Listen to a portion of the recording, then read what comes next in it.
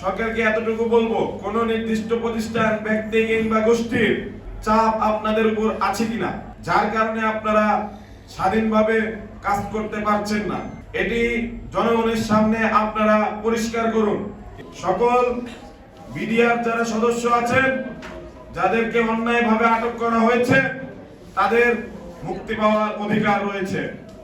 আমরা ঠিক সেই জায়গায় দাঁড়িয়ে বলতে চাই যে এই পুরো বিচার প্রক্রিয়াটি ছিল যেহেতু প্রশ্নবিদ্ধ এবং অসংখ্য বিডিআর সদস্যকে হাসিনা জোরপূর্বক টর্চার করে বিভিন্ন সময়ে অনেককে হত্যা পর্যন্ত করেছে জেলের ভিতর নির্মমভাবে, এবং তাদেরকে দিয়ে জোরপূর্বক স্টেটমেন্ট দেওয়াতে বাধ্য করেছে।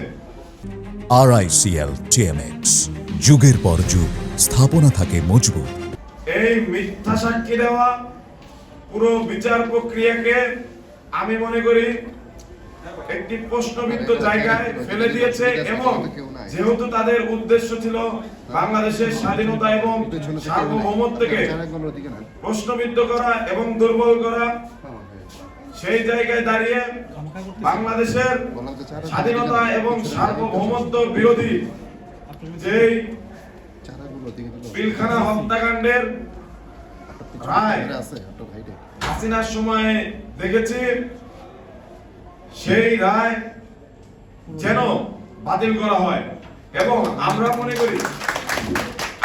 করি সরকারের যে হাতে যে পরিমাণ এখন পর্যন্ত সুযোগ রয়েছে, তাদের যে নির্বাহী আদেশ এবং আইনের ধারাগুলো মেনে তারা চাইলে এই নিরপরাধ বিডিআর সদস্যদের মুক্ত করে দিতে পারে।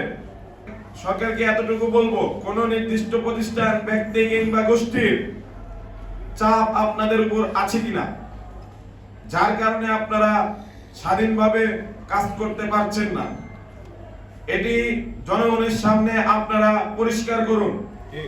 সারা বাংলাদেশের জনগণ আপনাদেরকে সাপোর্ট করতে, সহযোগিতা করতে প্রস্তুত।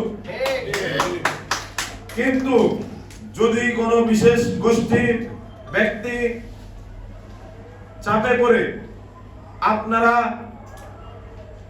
এই গণ আকাঙ্ক্ষার বিরুদ্ধে গিয়ে অবস্থান নেন, তাহলে আমরা বাধ্য হব সরাসরি আপনাদের বিরুদ্ধে চলে গিয়ে জনগণের যে আকাঙ্ক্ষা, যে ন্যায় এবং ইনসাফ প্রতিষ্ঠা, সেই ইনসাফ প্রতিষ্ঠা করতে।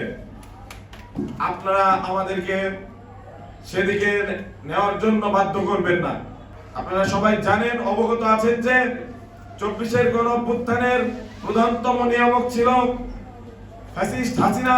বারবার আমাদেরকে হাইকোর্ট দেখাতো, এবং সেখানে দাঁড়িয়ে যে বিচার প্রক্রিয়া, তৎকালীন বিচারপতি কিন্তু জন আকাঙ্ক্ষার বিরুদ্ধে গিয়ে বক্তব্য দিয়েছিলেন, যেটি এই আন্দোলনকে, কোটা সংস্কার আন্দোলনকে পরবর্তীতে গণঅভ্যুত্থানে রূপ দেয়। অতি দ্রুত সময়ের মধ্যে সকল নিরপরাধ বিডিআর সদস্যকে মুক্তি দেওয়ার দাবি জানাই, এবং বাংলাদেশের সাধারণ জনগণকে প্রস্তুত থাকার আহ্বান জানাই।